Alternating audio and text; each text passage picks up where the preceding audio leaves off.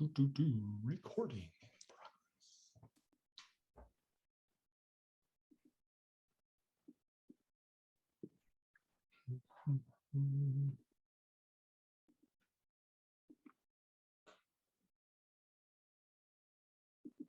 Here come the participants.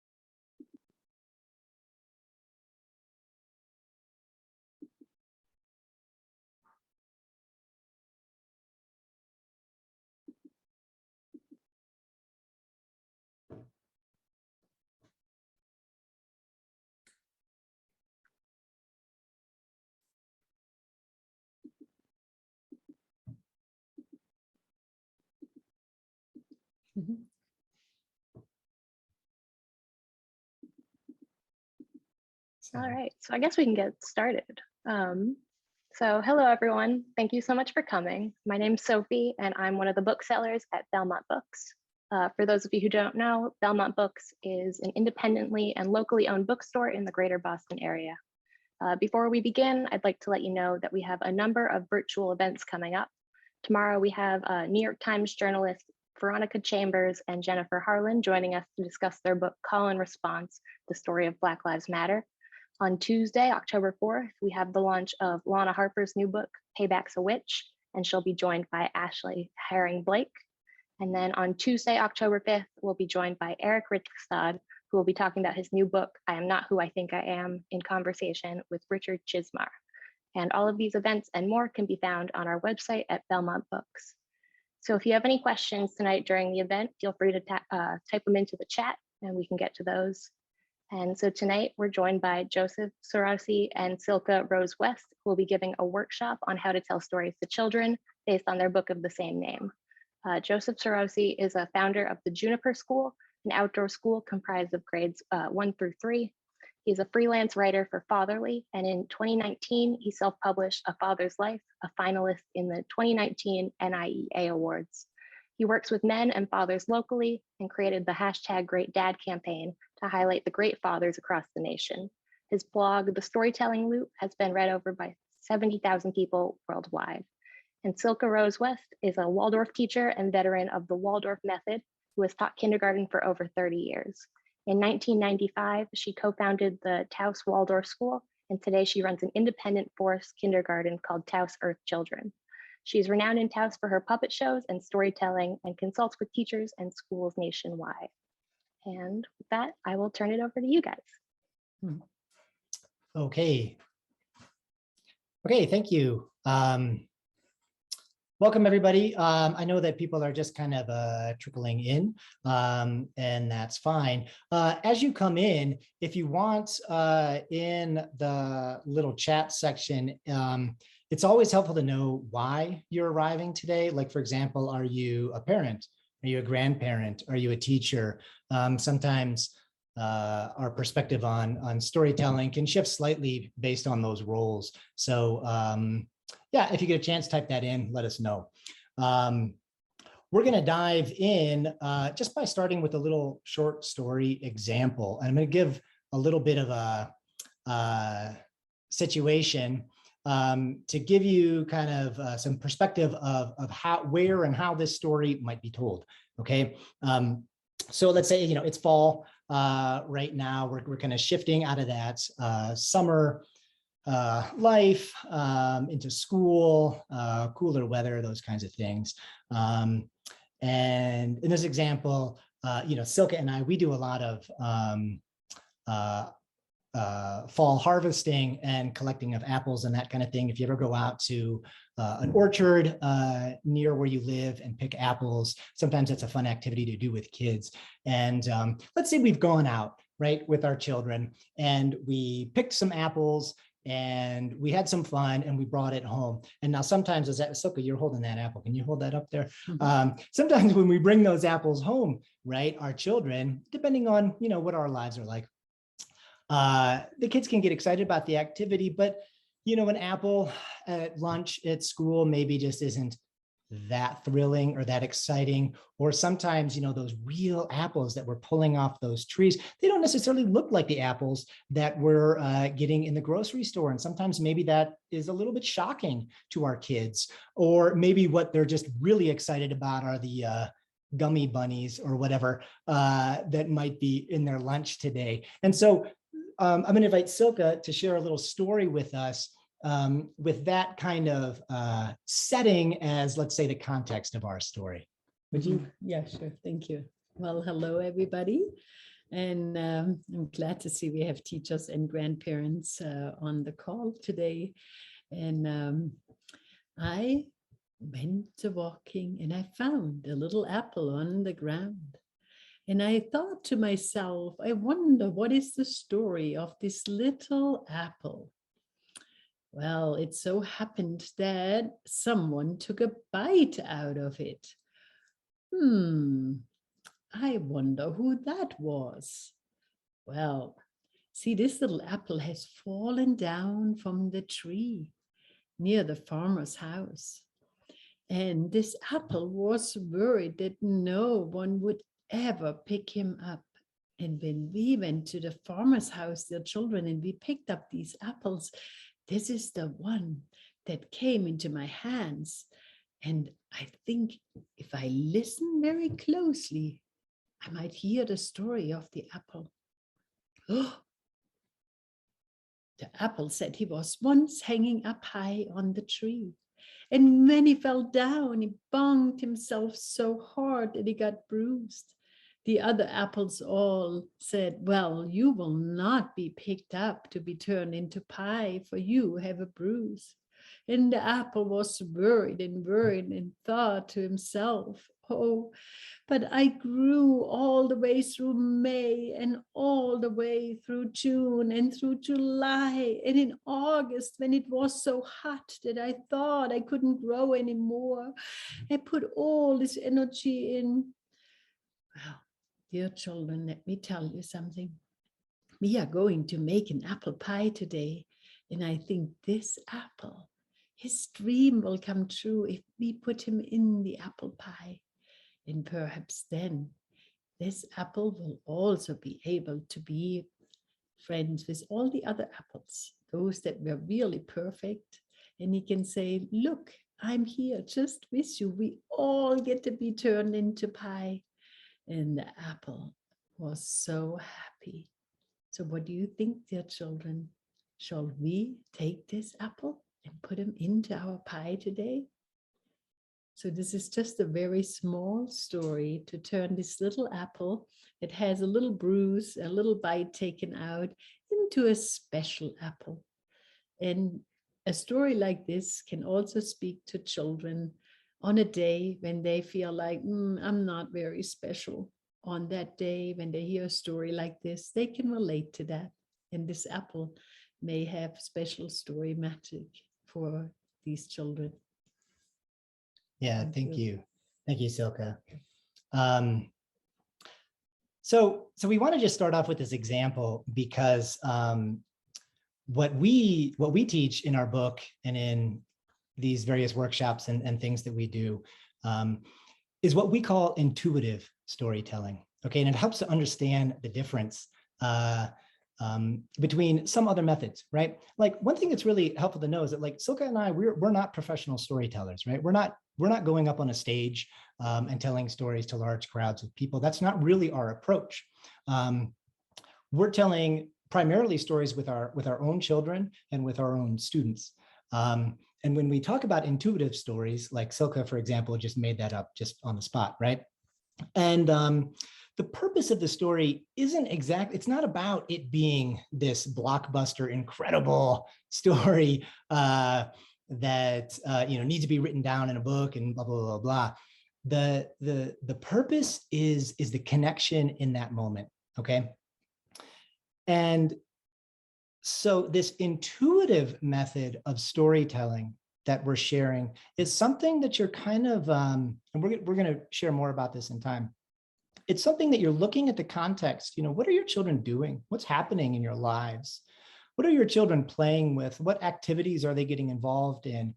And we're looking for stories that relate to something that they're going to recognize. Now, some people, when they first hear that idea, they think, wait a minute, whoa, telling a story just on the spot, and that sounds hard, and I'm intimidated by that, and that's totally welcome, right? We believe actually that with practice, it's easier than a memorized or prepared story, which is generally what some teachers and especially professional storytellers are really working with, because some of us who are busy parents, busy teachers, busy grandparents, whatever it might be, how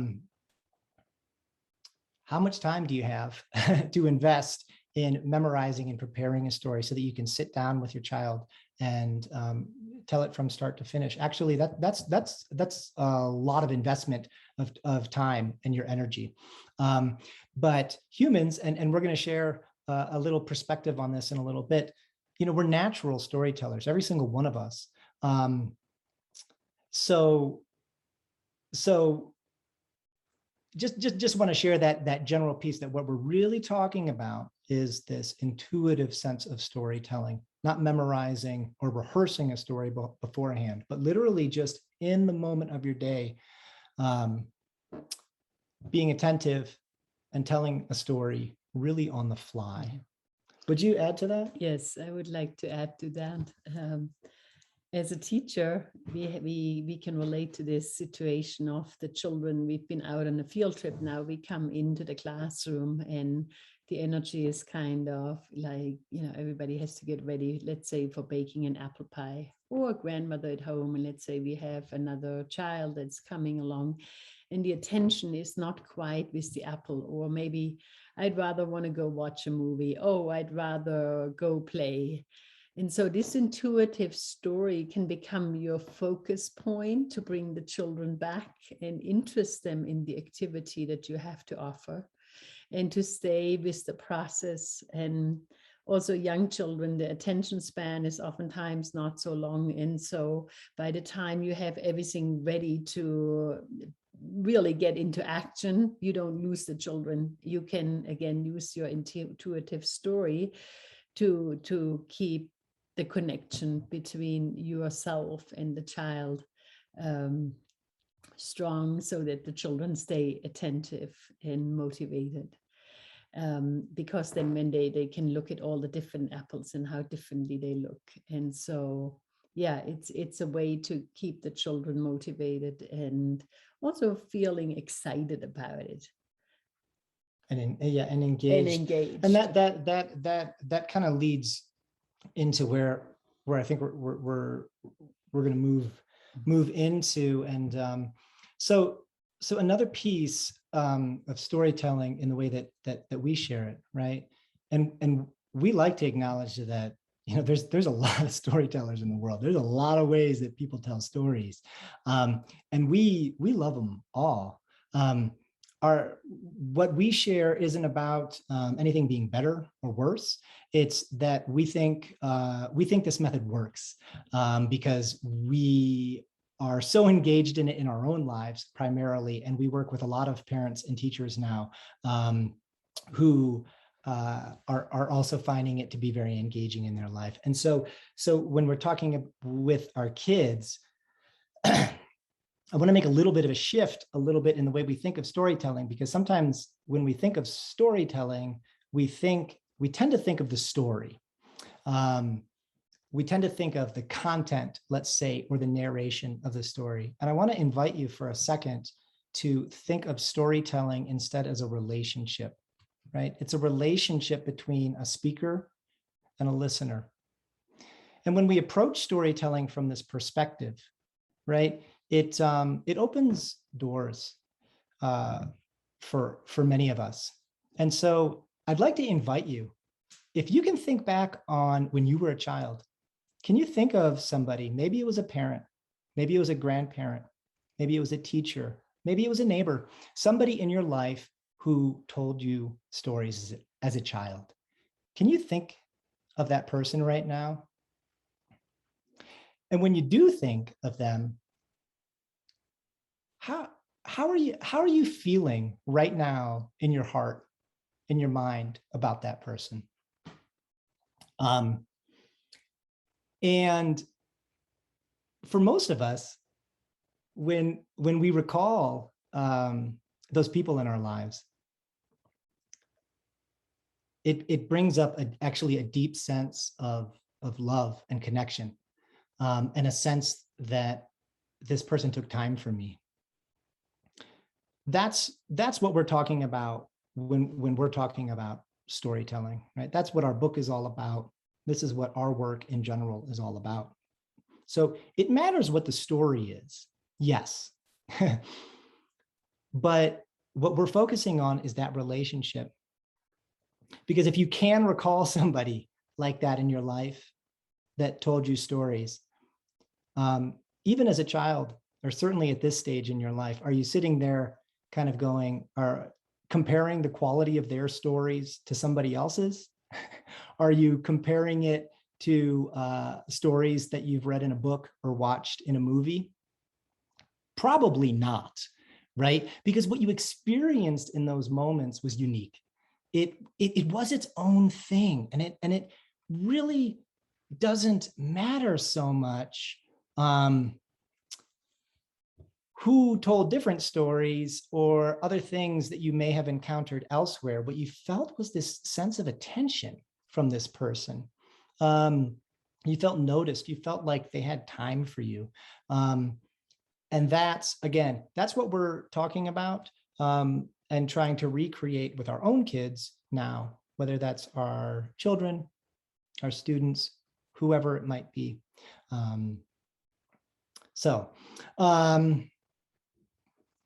Do you want to add to that? Yeah, I can add to that a little bit. This feeling into oneself. In our book, there's also a title, Be Yourself, a chapter, I mean. There's a chapter of Be Yourself. Tune into who are you and where are you right now when you do that intuitive storytelling. You know, what's your own feeling? What's your goal? What is the intention that you're setting? If you can set a clear intention before you start into the story, you know, and sometimes I do that with children where I buy myself a little time. If I need to buy a little time, I say, I heard a little birdie sing. I think it told me there is a story somewhere. It might be in the apple basket that we brought home. I don't know yet what the story is. Let's be all very quiet. You can buy yourself a little time because intuitive stories require you to tune in to your audience, to your child, to yourself. So you can create a little tiny intro for yourself to buy yourself a little time, such as, you know, like I have to listen. Let's see what it is. Where is the story? It's still hiding. It's so noisy. I can't hear it. Let's find out. And so create again these images of, like, you can find a storybird or something, and that will really go a long ways with young children in particular. When young children experience that through grandparents or teachers, they will most likely use that in their own storytelling later on as they grow older and they go more into that phase of grade class children, 6 to 9 years old. They'll start doing that same thing. They'll imitate you and will start to say, oh, I see a storybird. It has a story, but I don't know yet what it is. So we're showing that to the kids, that it doesn't mean intuitive story doesn't mean you flick the finger and you have it right at your fingertip. Tune in, create a little bit of a moment of silence. And then just trust that flow once you have your intention set. Yeah, I would piggyback on that a little bit. That it's actually chapter 1 of our book is be yourself. And so if you can kind of grasp that idea of what we're doing is we're building a relationship with our children. Who do you want to build that relationship with? Your authentic self, right? Sometimes, I mean, this is feedback we get from parents and teachers all the time, is that storytelling is intimidating, right? It can be. And it's perfectly fine. In fact, it's even good to sort of even accept that a little bit, right? If we're approaching storytelling as a way of like, ooh, I've got to tell this really great story, or it's got to be so engaging because my son loves Spider-Man or whatever and is so captivated by that I have to tell a story that's like equally as compelling as different cartoons or whatever he might be seeing. Whoa, you're really putting a lot of pressure on yourself, and you're maybe asking yourself to be something other than you are. It's very, very hard. It's almost sort of like a meditation, if you can think of it that way. But when we just come into ourselves, who am I? Who am I? What is my authentic person here? What's my authentic relationship with this child? What is it that I want in this moment? Do I want to give my child this incredible narrative that they're going to carry their whole life? Or do I want to just spend 20 minutes feeling that quality presence, letting her know that I'm present, feeling her presence, being together in that way? That's how we're approaching storytelling, right? Okay, so what I'd like to do is I'd like to dive into a little bit of the science piece of it. Yeah, Sure. So one of the ways that we share this work, and you'll encounter this in our book, and again in our work elsewhere, is through some of the research into storytelling, which is extremely fascinating. But it can be boiled down pretty simply. And that is this, okay? Basically, there are a number of neurologists and psychologists and evolutionary thinkers that have been studying storytelling for years. There's some really interesting research out about how when information is told within the context of a story, people remember it like 6 to 7 times as much. And there's many different experiments that confirm this. So people remember information when they hear it in a story rather than like straight facts, right? So that's interesting. Another piece is that when people hear stories, it helps people develop empathy because we're connecting to the character in the story. So that's another interesting piece. Stories also help us simulate and practice life events, both mundane life events, but also difficult life events. Why are so many stories about encountering sharks or bears or some difficult thing? Because it allows us to practice something that we wouldn't otherwise be able to practice in real life. So over time, some scientists started asking, boy, what is it about stories? Why are stories so helpful to our emotional, our cognitive health? And some people have started putting that into an evolutionary framework, right? It's not critical that we even necessarily agree with this or understand it, but it's a useful lens to look at it, okay? And the basic piece is that something in the range of 70,000 years ago, as humans were developing this storytelling skill, they needed tools to manage their social relationships. One of the reasons that humans are such a successful species on this planet is,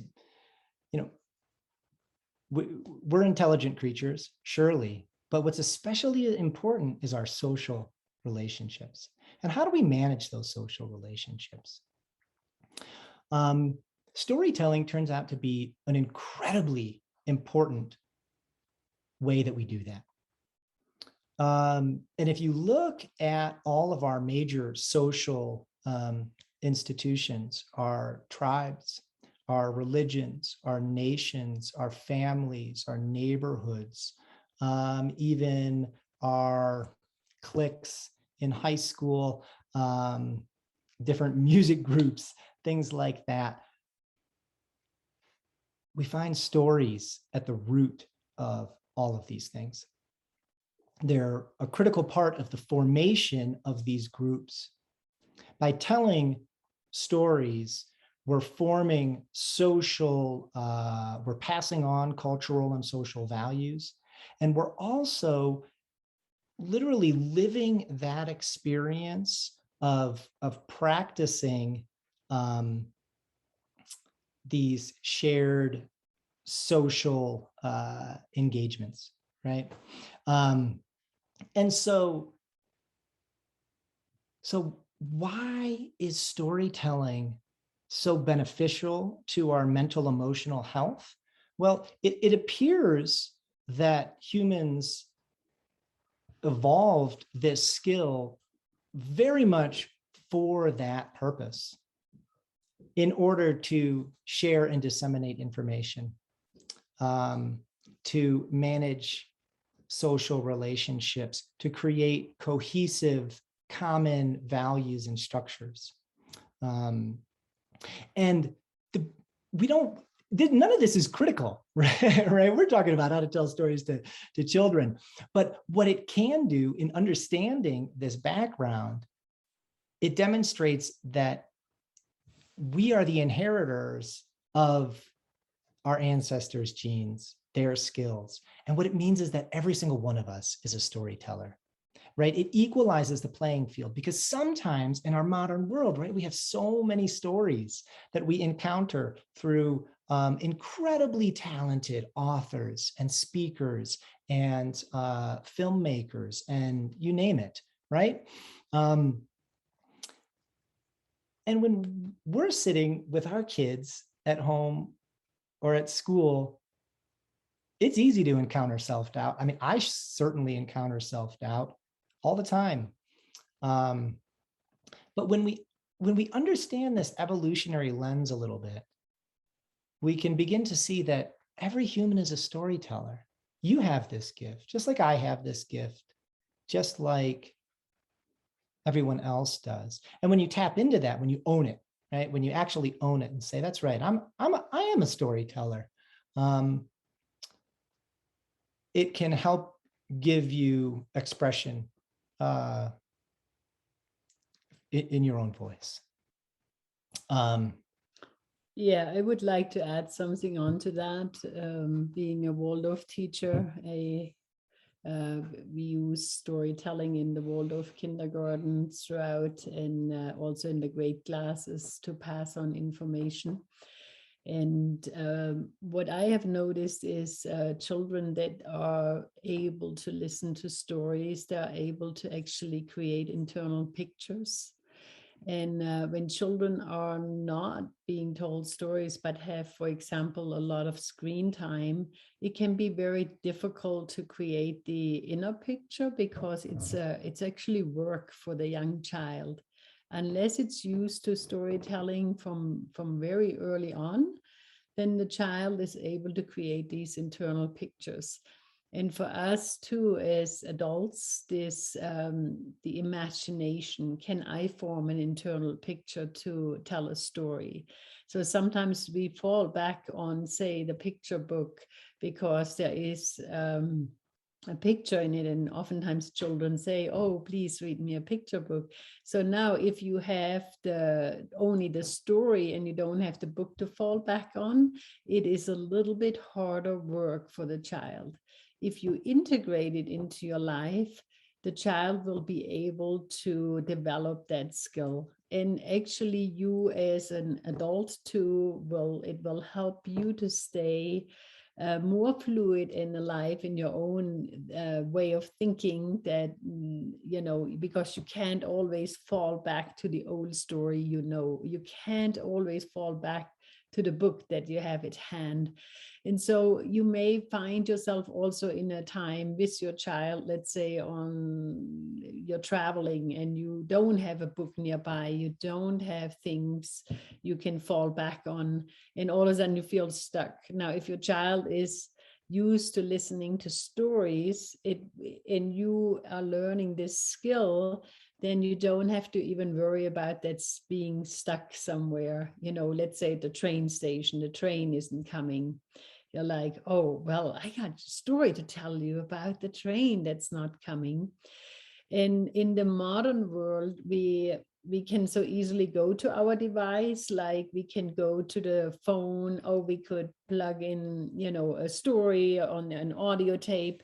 But our goal is really to support you, that you could say, hey, we're stuck here on the train station together, and I'll tell you a story.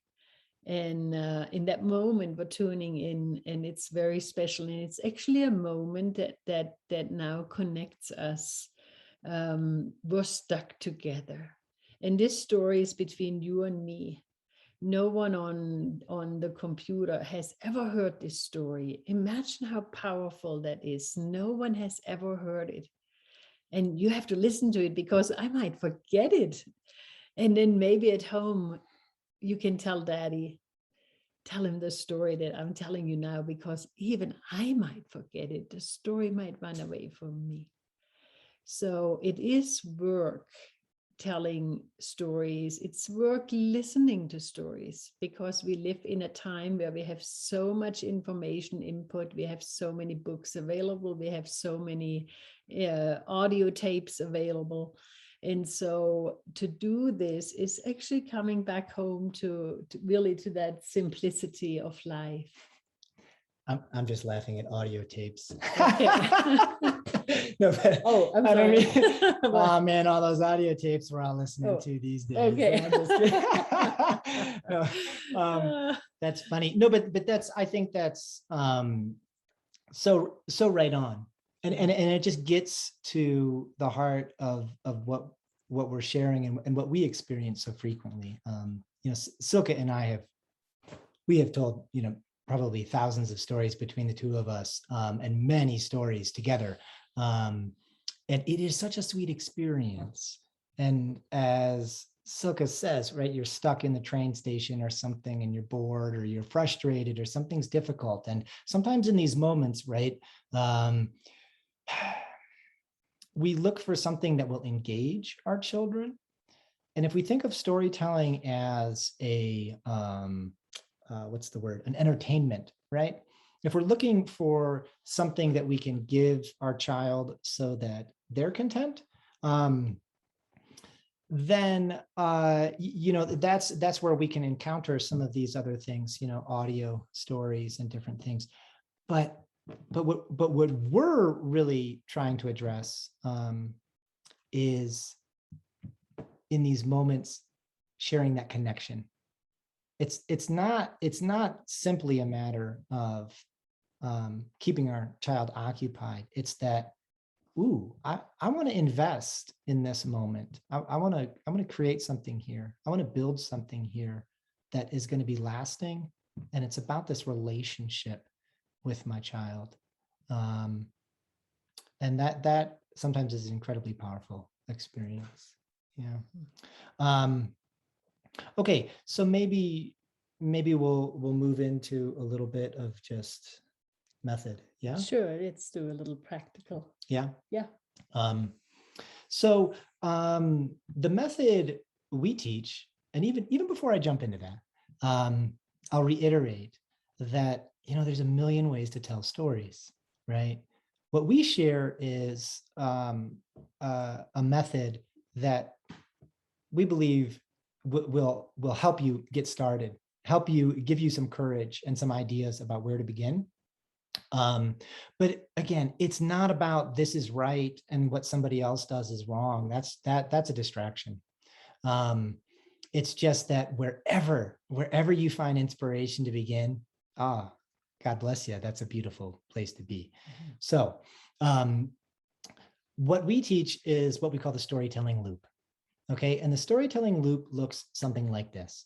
Instead of just looking for, some story out there, whatever it might be, we're looking at our child's life. We're looking at what she's playing with, what she has noticed, what maybe something she's done recently, something that she is going to recognize in her very real life. And it's something that captivates us too. So in the example that we started with, right, we're using this apple, or this experience of apple picking. It's something that our child will immediately recognize. And yet the story isn't about, it's not just a recounting of what we did, but it's a way to bring the child's attention into the story. And there's a real element there. This is, this brings a child in because they feel seen, they feel noticed. If you're sitting in the train station and you see a little cricket that crawled from the garbage can to the bench or something like that, and your child noticed, if you tell a little story about a cricket, it does not need to be that cricket, but about a little cricket that one time was late for the train and had to, hop, hop, hop its way all the way to catch up to the caboose. Your child is just going to immediately connect because boom, her mind's going to flash with that memory of the cricket. So when we talk, the structure that we talk about is this storytelling loop. You start with something real. This could be an object. This could be an event. It could be food. It could be a feeling, right? But it's something real. The easiest thing to think of is an object. Usually it's a good place to start, a toy, an apple, something like this. But you start with that. And this is like your door. This is your portal into your story. It's something that your child will notice. It's something that you also notice because you're important. Because what we're doing is we're building this relationship. We're building this common and shared interest. So as you begin, as you look for ways or doors into your storytelling life, look for doors that are exciting to you because that's going to keep you engaged. Don't look for something, if you really don't love the fact that your son is always playing with Ninja Turtles, don't tell stories about Ninja Turtles, or whatever it might be. If you love Ninja Turtles, go for the Ninja Turtles, whatever it is. But look for that door, bring that into your story. When you tell a story about something that's real, at the end of that story, your child and you are going to end up with a new relationship to this real thing. That's why we call it the storytelling loop, right? We're starting with something real. We're telling a creative or imaginative story about it. And when we're done, we have a new reality. We have a new perspective. If I'm thinking about that cricket at the train station, maybe after this story, maybe it's 5 minutes long, right? About this cricket hopping to the caboose. When that real cricket comes crawling out from behind the bench again, what's your child starting to think, right? Their imagination is already moving, following, and it's tied. It's tied into real life. The easiest way to approach this is through simple, what we sometimes call whimsical or fun stories, like this cricket, or we'll give some more examples here in a second. But what you'll see is over time is that as you practice that, right, as you practice observing, as you practice telling your stories, as you start observing what happens when you're done telling these stories, what has changed for your child? What's changed for you? You're going to develop more and more sophisticated ways of engaging this loop, and begin to work with all sorts of things like behavior issues, conflicts between children. I mean, as teachers, that this is something that we work with a lot. Well, but would you like to give some examples of the storytelling loop, or do you want to speak more to that before we? No, because I think maybe examples would help people. Yeah. And one of the things I actually recently did, I'm going to take Joe's phone for a minute. Okay.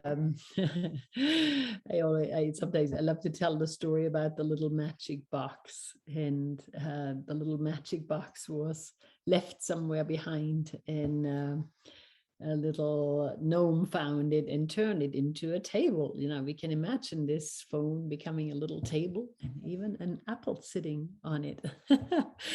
And you know, because sometimes even we as adults, we have to make a little bit of fun of ourselves. Maybe we are spending too much time on the telephone, or, you know, so I can turn this phone into a little table and then tell the story about the feast that the little gnome had with the fairies, and how, you know, delicious that feast was. And then something happened, and soon Daddy came by and he looked for his phone and he didn't know where it was, but his son saw the little picnic table and saw that there was all these dishes from the gnomes and fairies on it. So even taking something as real as a telephone, you can work with that and create a story around it. And in what really is happening in the story is the connection. The connection is really that heart connection between you and the child or between you and an adult. There is something there that is just so profound. And the story actually will start to have a life of its own. That's the other thing. So if I look at this phone and I'm like, I actually would like for Joe to engage and not be on the phone, whatever. It's like, hey, let's see, I can turn this into a little table and let me tell you a story.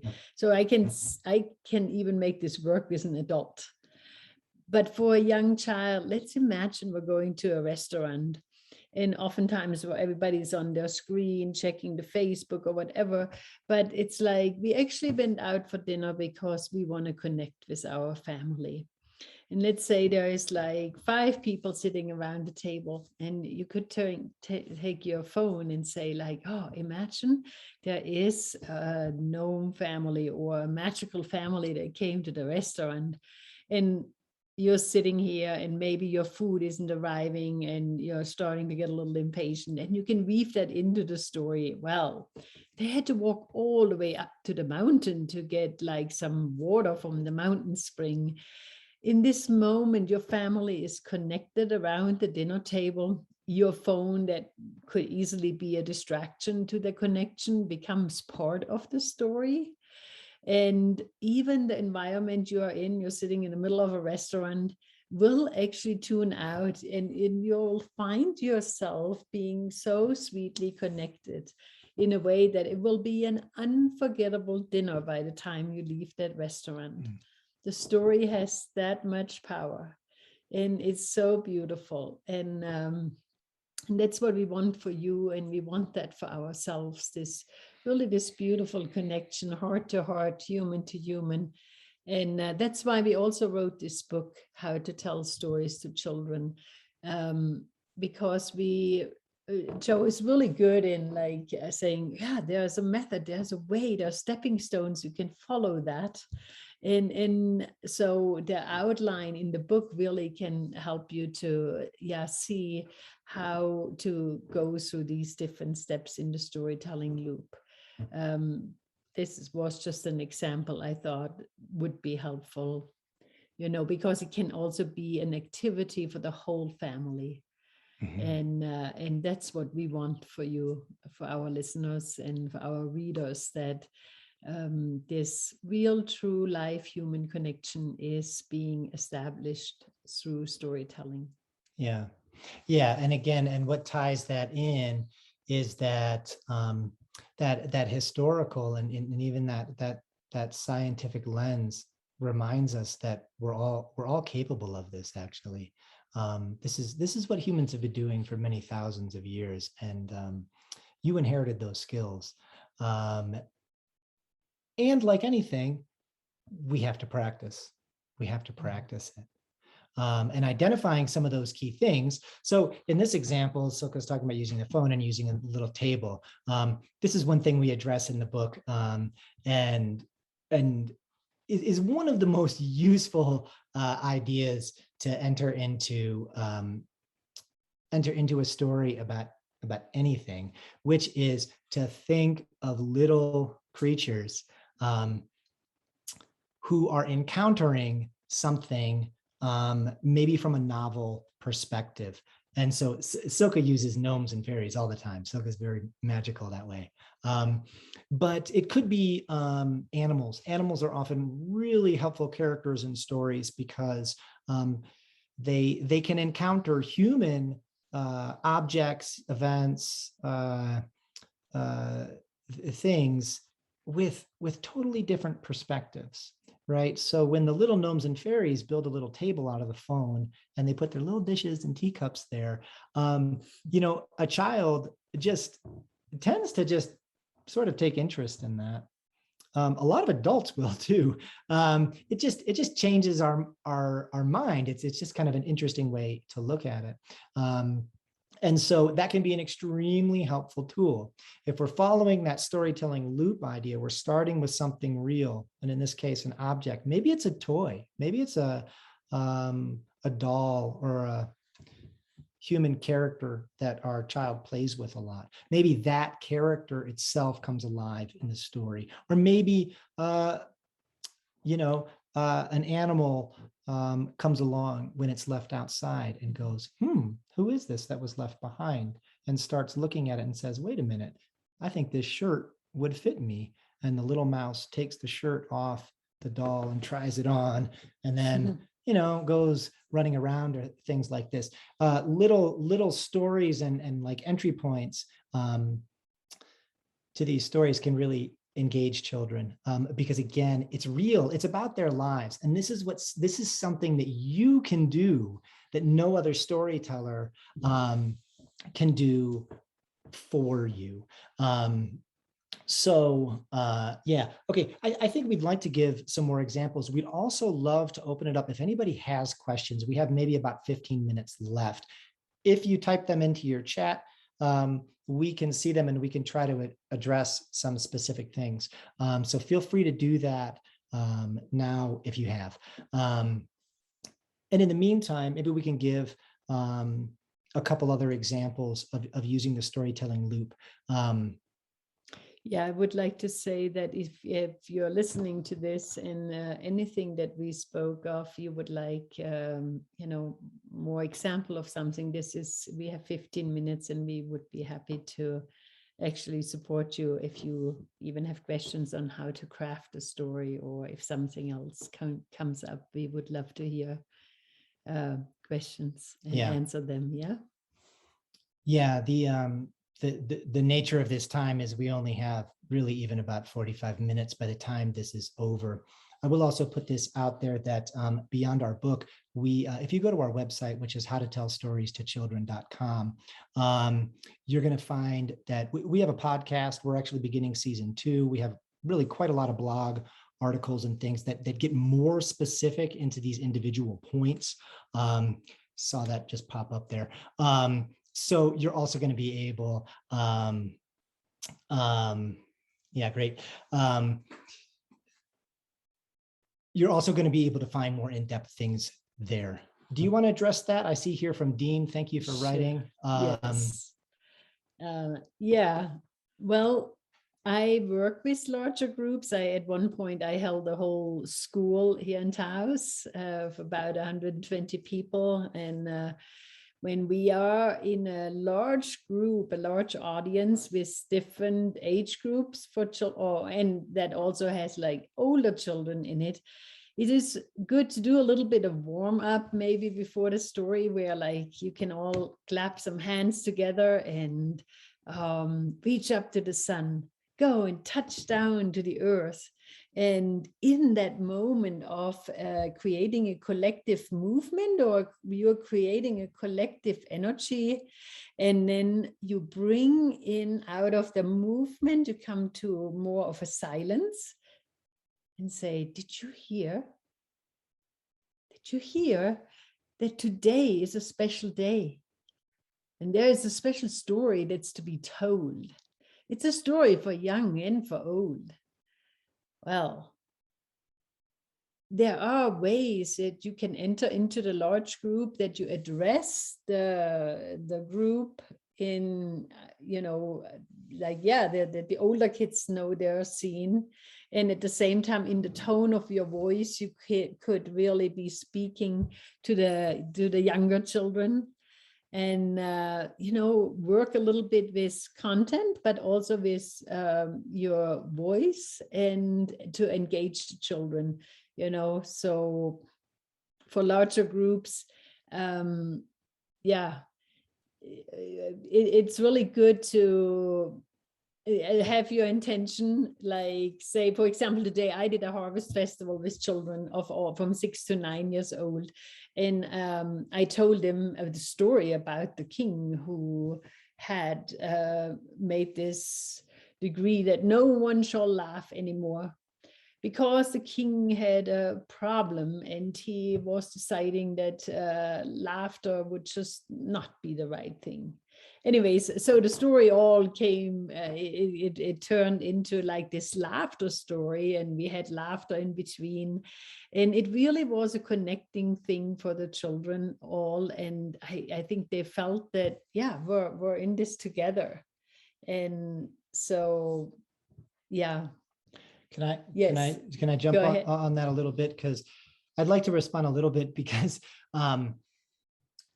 Silke is a pretty magical creature in general, and she very much is kind of like the heart of our team. I'm a little more cynical, and you'll see that in my stories and the way I tell stories. So when we talk about being yourself and being real, Silke can bring up a lot of examples, and I will say it's very precious what she does with kids sometimes, and it is authentic for her.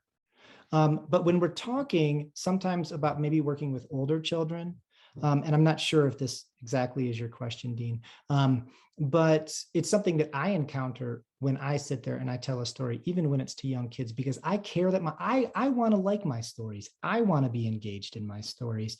And I just don't naturally tell stories about fairies and butterflies quite in the same way that Silke does. Okay, so when I'm looking for stories for older kids, part of this right here, we can't share stories that are 20, 30 minutes at length, though this is routine for Silke and I at this point. I strongly believe that you and everybody that's listening can do that too, but it will take the practice, right?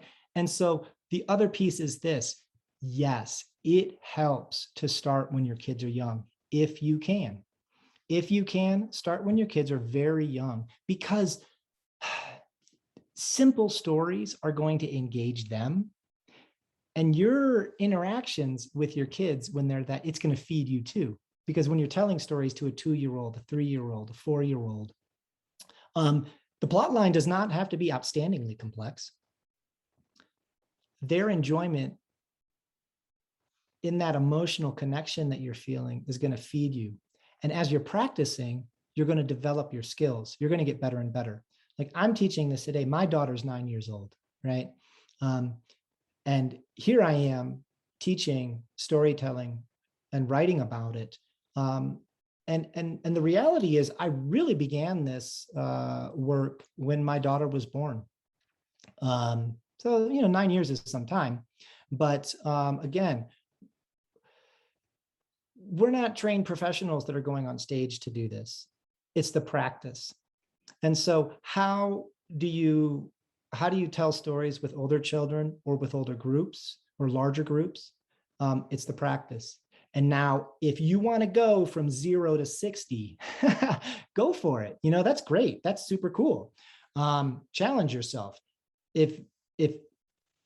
But just like anything else, maybe instead of putting 200 pounds on the bench press, start with 100, whatever, start with 75, whatever it is that you can do to get you going so that you can get up to those next steps, because it's a skill, it's a practice. And the other piece is remaining true to yourself. So that you're telling that story. When you're telling that story, it's like you're telling it to yourself. You're engaged. And so that's this social piece. When I tell a story, I'll often tell a story like this. My eyes are closed and I'm listening to myself. I'm looking for that story that I want to tell, that I think is going to be engaging. And what is so interesting is no matter what the age, because Silke and I are often telling the stories to our peers, even elders. Silke works with elders as much as she works with kids. When you're authentic, people are going to love you. That's how it is. This is just a general rule in your life. When you're speaking with that spark of life within yourself, people will notice. Even if you have a somewhat kind of early cynical, 7 or 8 year old that's been really, sort of acts like they're jaded or sarcastic or cool. When you show up with your authentic self and you tell that story and they see it in you, you shine and they notice. Everybody notices. And so that's the kind of thing that you're looking for. You're not so much looking for that narrative. You're looking for what sparks you, what makes you come alive. So I don't know. I hope that's helpful. I know we're near our end of our time. Would you add anything? I actually would like to answer one more question about the parent who loves to read and wants to see if you can improve how to tell stories. I would say the key piece is go out into nature, far away from a book or a library, or don't turn your phone off if you can. And so that you really stand empty-handed. And the same thing would be maybe for Dean to go into the forest and just imagine all these trees are your audience. And then also practice imagine you're talking to these trees and they're all listening. And because then you can basically slowly build that trust in yourself, that you can do it. It's like a muscle. It's a storytelling muscle, you could say. But for children too, if you in your family, you love to read books and you have such beautiful books and every child has a favorite book, why would we go to storytelling? Because the books are there. And so you might have to do that you go into nature and you're away from the books, as I said, away from the library, maybe away from cell phone reception. And you're like, well, if I had a book and I would open it, what would the story be? You can even start like that because the book might be a comfort door to go in through. And then you could tell, your children, like, if you could have brought a book, what would your book say? And sometimes the children like to retell the stories in books that they have read. But for you, it's a good practice to imagine that you are pulling a book out of your pack and you're the one that's writing it. You're just telling it. So you can even imagine yourself being an author that's writing a book right now. Oh my God. And so, yeah, spark your own imagination, practice out in nature where you are also being supported by the elements. Or if you prefer to be in a quiet room in your house, it's just good to be not distracted when you practice that. And in some ways, it's a little bit like a meditation as well. It can also calm our nervous system.